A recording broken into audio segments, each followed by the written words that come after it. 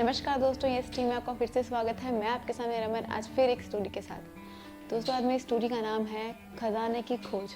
तो एक बार की बात है, एक गांव में एक किसान रहता था अपनी पत्नी और 4 लड़कों के साथ। किसान मेहनत करके खेतों में काम कर कर अपने परिवार का पेट पालता था और उसके 4 लड़के बहुत आलसी थे, वह कोई काम नहीं करते थे और इस बात की रामलाल को बहुत चिंता होती थी। एक बार उसने अपनी पत्नी से पूछा कि मेरे जाने के बाद इन चारों का क्या होगा। तो उसकी पत्नी ने कहा, कोई बात नहीं, कुछ समय बाद ये भी मेहनत करने लगेंगे, ये भी काम करने लगेंगे। तो रामलाल ने कहा, इन्होंने तो कभी मेहनत करी ही नहीं है, तो बस गांव में इधर उधर घूमते रहते हैं, यहाँ तक कि इन्होंने तो कभी अपना खेत भी नहीं देखा इन्होंने। तो रामलाल की पत्नी ने कहा कि कुछ समय बाद ये काम करने लगेंगे, ये भी मेहनत करने लगेंगे। समय बीतता गया और वह कोई काम नहीं करते थे। एक बार रामलाल की तबीयत बहुत ज़्यादा खराब हो गई और ऐसे ही वो काफ़ी दिन तक बीमार रहे। तो रामलाल ने अपनी पत्नी से कहा कि जाओ उन 4 लड़कों को बुला कर लाओ। तो वह 4 लड़कों को बुला कर लाई और रामलाल ने कहा कि अब मेरे को नहीं लगता कि मैं ज़्यादा समय तक जिंदा रह पाऊंगा। रामलाल को चिंता थी कि मेरे जाने के बाद मेरे लड़कों का क्या होगा।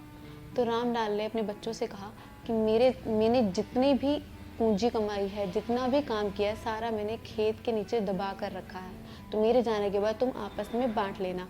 और यह सुनकर चारों लड़के बहुत खुश हुए और रामलाल के चारों लड़के उनकी मृत्यु के कुछ ही दिनों बाद खेत में गए और वहाँ पर उसे पूरा खो दिया। सुबह से शाम हो गई और वहाँ पर उन्हें कोई खजाना नहीं मिला और वह घर आया, अपनी माँ से पूछा कि माँ, वहाँ तो कोई खजाना ही नहीं था, पापा ने हमें झूठ बोला, पिता ने हमसे झूठ बोला। तो माँ ने कहा कि पिता ने पूरी जिंदगी अपना घर और खेत संभालने में लगा दिया, उनके पास सिर्फ खेत और घर ही था।